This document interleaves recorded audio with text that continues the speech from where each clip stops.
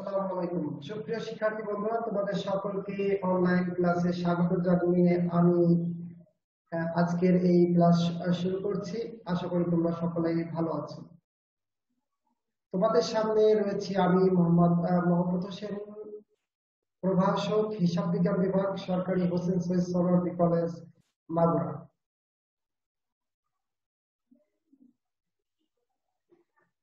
আজকে তোমাদের জন্য নির্ধারিত class BBA honours major in accounting এর তৃতীয় বর্ষের শিক্ষার্থীদের জন্য ক্লাস ফাইন্যান্সিয়াল ম্যানেজমেন্ট অর্থাৎ আর্থিক ব্যবস্থাপনা। আর আর্থিক ব্যবস্থাপনায় যে ক্লাসটি রয়েছে ক্যাপিটাল বাজেটিং এর দ্বিতীয় ক্লাস। আর তোমাদের জন্য নির্ধারিত topic capital budgeting and investment decision. Capital budgeting and investment ডিসিশনের উপর দ্বিতীয় ক্লাস এ তোমাদের সকলকে আমি আবারও স্বাগত জানাচ্ছি। আমাদের আজকের নির্ধারিত যে সকল বিষয় আমরা আলোচনা করার চেষ্টা করব তার শুরুতে রয়েছে importance of capital budgeting and project categorization, capital budgeting and its 8 steps. তো চলো বন্ধুরা, কথা না বাড়িয়ে আমরা সরাসরি মূল প্রসঙ্গে চলে আসি। Importance of capital budgeting. আমরা ইতিপূর্বে যে ক্লাসটি ক্যাপিটাল বাজেটিং এর উপরে নিয়েছি সেই ক্লাসে আমরা চেষ্টা করেছিলাম যে ক্যাপিটাল বাজেটের মূল প্রতিপাদ্য বিষয় ছিল বাজেট কি। আমরা বলেছিলাম যে পরিকল্পনার পারিসাংখ্যিক রূপই হচ্ছে বাজেট, অর্থাৎ the statistical representation of plan is called budget. এবং এখানে মূল বিবেচ্য বিষয় হচ্ছে আয় এবং ব্যয়।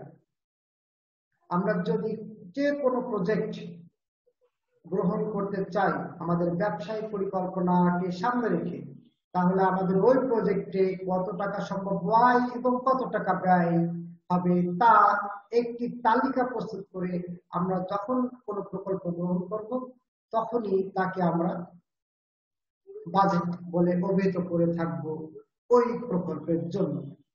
আর ক্যাপিটাল বলতে আমরা বলছি যে operating assets for business purpose, অর্থাৎ মূলধন জাতীয় যে সকল সম্পত্তি রয়েছে সেই সকল সম্পত্তিকে কেন্দ্র করে আমাদের বাজেটটি প্রণয়ন করা হয়ে থাকে। তো যা হোক, আজকে আমরা আলোচনা করার চেষ্টা করব ইম্পর্টেন্স অফ ক্যাপিটাল বাজেটিং। শুরুতেই বলে রাখা প্রয়োজন, ফিনান্সিয়াল ম্যানেজমেন্ট বা ফাইন্যান্সিয়াল ম্যানেজমেন্টের উত্তর এবং প্রশ্ন এবং উত্তর তোমাদেরকে পুরোটাই ইংরেজিতে দেওয়া বাধ্যতামূলক। You have no alternative situation against you to write down on your answer script in Bangla. Though for the purpose of better understanding, I will try to summarize the whole concept in Bangla, but while submitting your answer on the answer script, you have to write down in 100% in English. So dear learners and the participants who are now in front of myself, so let's go to the topic importance of capital budgeting. So at first we have to consider growth, and second one large amount, and number 3 irreversibility, and number 4 complexity, number 5 risks, and number 6 1 2 3 4 5 6 number 6 long-term implications. Growth means অর্থাৎ growth যেটা আমরা বলছি যে উন্নয়ন। Capital budgeting এর একটি গুরুত্বপূর্ণ বিষয় হচ্ছে যে কোন বাজেটের কোন অবস্থায় সবচেয়ে বেশি আমরা গ্রোথ অর্থাৎ উন্নয়ন দেখতে পাবো এবং সেই জায়গাটিকে চিহ্নিত করতে হবে। At first you have to determine or detect the portion of growth area, এবং যদি আমরা এটা সেই এরিয়াটা নির্ধারণ করতে সক্ষম হই, তখন আমরা অ্যামাউন্টটাকেও নির্ধারণ করতে সক্ষম হব যে এই এরিয়ায় অ্যামাউন্টের মোবাবিলিটিটা কেমন, অর্থাৎ লার্জ অ্যামাউন্ট কোথায় ইনভেস্ট হবে, তার পোর্শন কতটুকু, কি পরিমাণ। That means large amount you have to calculate on the basis of growth area. Growth means the respective area on which the upcoming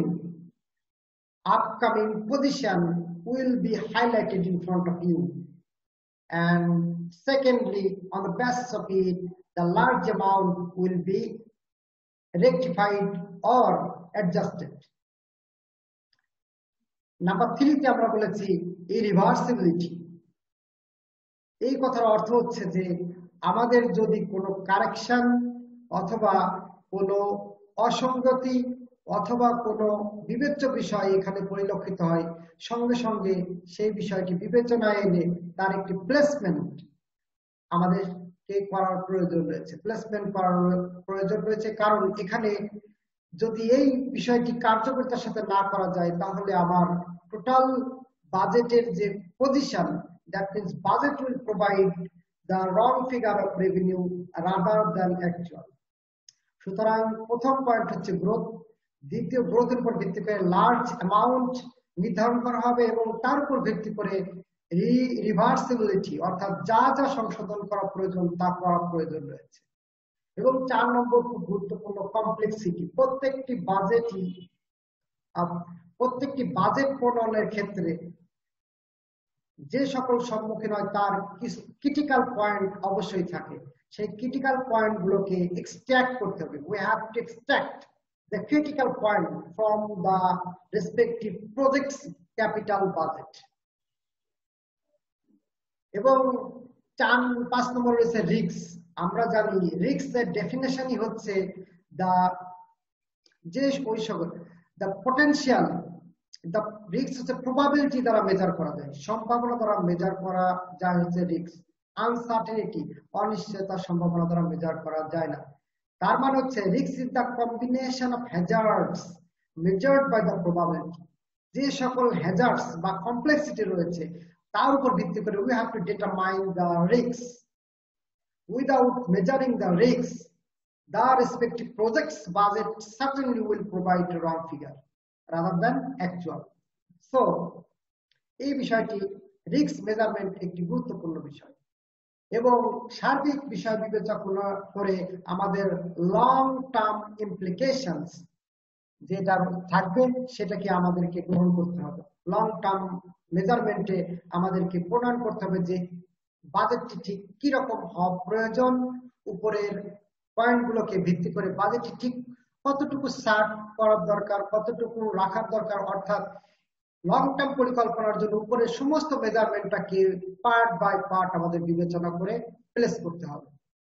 সুতরাং এই 6টি পয়েন্ট অত্যন্ত গুরুত্বপূর্ণ ভূমিকা পালন করে বাজেট প্রণয়নের ক্ষেত্রে। এই জন্য ইম্পর্টেন্স অফ ক্যাপিটাল বাজেটে এই 6টি পয়েন্টকে সর্বাধিক গুরুত্বপূর্ণ পয়েন্ট হিসেবে বিবেচনা করা হয়। সুতরাং dear participants, we have already discussed on the basis of the capital budgets and its importance. Its importance based on number 1 growth, number 2 large amount, number 3 reversibility, and number 4 complexity, and number 5 risks, and number 6 long-term implications. Now the question may raise in your mind. এখন তোমার মনে প্রশ্ন আসতে পারে, benefits of capital budget decision কি? Capital budgeting এর যে decision আমরা প্রণয়ন করব তার লাভটা কি?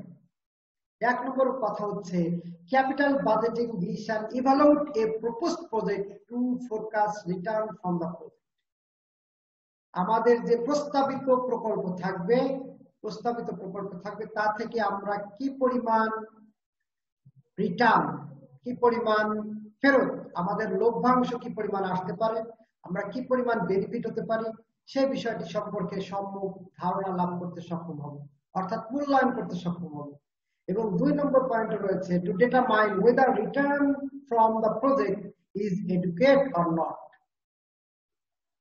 যে রিটার্নটা আসবে সেই রিটার্নটা আমাদের জন্য পর্যাপ্ত না পর্যাপ্ত না, এই বিষয়টি আমরা বুঝতে সক্ষম হব। সুতরাং it is very important, it plays a vital role to take the decision whether should we launch the respective project or not on the basis of formulating capital budgeting. এ পর্যায়ে তোমাদের সামনে রয়েছে ক্যাপিটাল বাজেটিং এবং project categorisation. Capital budgeting, মূলধন budgeting এবং এর categorisation, অর্থাৎ কোন কোন পর্যায়ে আমরা বিষয়গুলো বিবেচনা করব বা সামনে নিয়ে আসবো। এখানে আমাদের যে বিষয়গুলো বিবেচনা করতে হবে তার প্রথমে রয়েছে establishment of new product and service. Number 2, replacement project and maintenance or cost reduction. 3 number রয়েছে exploration of existing projects. 4 number রয়েছে রিসার্চ এন্ড ডেভেলপমেন্ট প্রজেক্টস এবং 5 নম্বর রয়েছে লং টার্ম কন্ট্রাক্টস। 6 নম্বর রয়েছে সেফটি অর এনভায়রনমেন্টাল প্রজেক্টস। আমাদের project যে oriented হতে পারে সেটা হয় প্রোডাক্ট নাই সার্ভিস ওরিয়েন্টেড। সুতরাং নতুন কোন প্রোডাক্ট অথবা সার্ভিস আমরা যদি লঞ্চ করতে যাই সেটাকে আমাদের এস্টাবলিশমেন্টের উপরেই গুরুত্ব দিতে হবে। দ্বিতীয় পর্যায়ে রয়েছে রিপ্লেসমেন্ট। আমাদের অনেকগুলো বিকল্প অল্টারনেটিভ প্রজেক্ট থাকতে হয় একটি প্রজেক্টকে এস্টাবলিশ করতে। সেই ক্ষেত্রে রিপ্লেসমেন্টের প্রয়োজন হতে পারে। কোনটি যদি দুর্বল হয় সেই দুর্বলের জায়গায় সবল একটি প্রজেক্ট আমাদেরকে দাঁড় করানোর প্রয়োজন হতে পারে, অথবা কোনো প্রজেক্ট প্রয়োজন নেই কিন্তু সাপোর্টিং হিসেবে রেখেছিলাম এখন বাদ দেওয়ার প্রয়োজন হতে পারে, কেননা এখানে মেইনটেনেন্স আর কস্ট রিডাকশনের ব্যাপার চলে আসবে। অর্থাৎ for the purpose of maintenance আর cost reduction we have to replace the previous projects or set up new projects. And number 3, exploration of existing projects. বর্তমান যে প্রজেক্টটা আছে সেটাকে আমরা যদি বাড়াইতে চাই অথবা বিকশিত করতে চাই তাহলে আমাদেরকে সেই জন্য একটি প্রজেক্ট প্রণয়ন করতে হবে ব্যাকআপ প্রজেক্ট হিসেবে। 4 নম্বর রয়েছে যদি আমরা রিসার্চ এন্ড ডেভেলপমেন্ট প্রজেক্ট হাতে না নিই তাহলে আমাদের প্রিভিয়াস এবং আপকামিং সমস্ত প্রজেক্টের ফিউচার ফোরকাস্ট করতে আমরা সক্ষম হব না এবং এগুলো ফেইলিওর প্রজেক্ট হিসেবে বিবেচিত হবে। এই জন্য research and development project is strongly required to consider before launching new projects and to maintain the previous projects. So research and development projects is strongly required to establish the existing and previous projects. In this step, we will discuss long-term contracts. আমরা যদি উপরের 4টি বিষয় 4টি পর্যায়ে প্রজেক্টকে মূল্যায়ন করতে সক্ষম না হই সঠিকভাবে তাহলে লং টার্ম কন্ট্রাক্টসে আমরা যেতে পারব না। It is never and ever possible for the organization to make a contract for long-term purpose without considering the above 4 points of projects. Even after that, staying on the 6, we will have to consider the safety and security. That means by maintaining the environment, we have to consider the safety and security. So safety and security is very important items for highlighting the respective all the projects. So dear participants and learners who are now in front of myself, I hope so you understand very clearly what I would like to explain in front of you. Am I right? Okay. So in a nutshell, we have to draw the conclusion in such a way that capital budget is the planning process used to determine a firm's long-term investments such as new machinery, replacement machinery, new plants, new products, and research and development projects. So, it is time to discuss 8 steps of capital budgeting. Without considering these 8 steps, capital budgeting will not come true. Am I right? So let's go to the explanation. প্রথমে রয়েছে have a good idea. Project নেওয়ার জন্য তোমাকে অবশ্যই একটি প্রথমে good idea or realize needs for a project, অথবা আমি যে প্রজেক্টটি গ্রহণ করছি তার জন্য আমাদের কি প্রয়োজন, কি আইডিয়াটা, সেই আইডিয়াটা সেট করাই হচ্ছে মূল কাজ। নাম্বার 2 নম্বর রয়েছে লুক ফর সুইটেবল প্রজেক্টস। অনেক প্রজেক্ট থাকবে, তার ভিতর আমাকে উপযুক্ত একটি প্রকল্প গ্রহণ করতে হবে, একটি অথবা অনেকগুলো প্রকল্প গ্রহণ করতে হবে, অর্থাৎ করা যেতে পারে। 3 নম্বর বিবেচ্য বিষয় হচ্ছে আইডেন্টিফাই অ্যান্ড কনসিডার অল্টারনেটিভস। আমাকে যে কাজ করতে হবে আইডেন্টিফাই করতে হবে, চিহ্নিত করতে হবে, এবং বিকল্পগুলোর ভিতর থেকে বিবেচনার জন্য আমাকে যাচাই করার প্রয়োজন রয়েছে। 4 নম্বরে রয়েছে ক্যারি আউট ফিনান্সিয়াল অ্যানালিসিস। তোমাকে আর্থিক বিশ্লেষণ চালিয়ে যেতে হবে, ক্যারি আউট করতে হবে, আর্থিক বিশ্লেষণের প্রয়োজন রয়েছে। তার মানে হচ্ছে ক্যাপিটাল ইনভেস্টমেন্ট অ্যাপ্রেইজাল, মূলধন জাতীয় বিনিয়োগ করার জন্য যে প্রস্তাবনা, সেটাকে আমার কি করতে হবে, আর্থিক বিশ্লেষণে নিয়ে আসতে হবে, এবং এটি একটি কন্টিনিউয়াস প্রসেস হিসেবেই কাজ করবে। এবং 5 নম্বরে রয়েছে analysis alternative and identify feasible alternatives. আমরা যে সকল প্রজেক্টের যে সকল বিষয় অ্যানালাইসিস করছি তার বিকল্প আমাদেরকে চিহ্নিত করতে হবে এবং বিকল্পগুলো বেছে খুঁজে বের করতে হবে। 6 নম্বর হচ্ছে বিকল্প থেকে আমাকে বেস্ট বিকল্পটি গ্রহণ করতে হবে, বেস্ট বিকল্পটি অথবা বিকল্পগুলো গ্রহণ করতে হবে। এবং 7 নম্বর রয়েছে মনিটর। শুধু গ্রহণ করলেই হবে না, গ্রহণ করার পরে মনিটর অর্থাৎ তাদেরকে দেখাশোনা করতে হবে এবং অন্যান্য কোম্পানির সাথে আমাকে তুলনা করে দেখতে হবে যে আমার এটি সঠিকভাবে রান করছে কিনা, অথবা করলে কিভাবে করছে, কতটুকু অগ্রগতি হয়েছে, অথবা না করলে কি কি জায়গায় আমার প্রবলেম রয়েছে। That means you have to compare your respective projects with other projects of the organization. 8 number রয়েছে carry out post completion audit, অর্থাৎ কার্য সম্পাদন শেষে আমার অডিট কার্য সম্পাদন করতে হবে। অর্থাৎ কার্যের পরে যে অডিট, যে আমার কোথাও কোনো ত্রুটি বিচ্যুতি রয়েছে কিনা, থাকলে তার অবস্থাটা কি, এটা বোঝার জন্য আমাদেরকে নিরীক্ষা কার্য সম্পাদন করতে হবে। So dear learners, I would like to repeat again at the same time. We have to consider 8 steps for capital budgeting. Number 1, have a good idea or realize the needs for a project. Number 2, look for suitable projects. And number 3, identify and consider the alternatives. And number 4, carry out financial analysis. That means capital investment appraisal. And number 5, analysis alternatives and identify feasible alternatives. And number 6, choose the project you undertake. And number 7, monitor the project along with the rest of the organization. And number 8, carry out the post-complication audit. So dear learners, wish you the best of luck. Thank you all for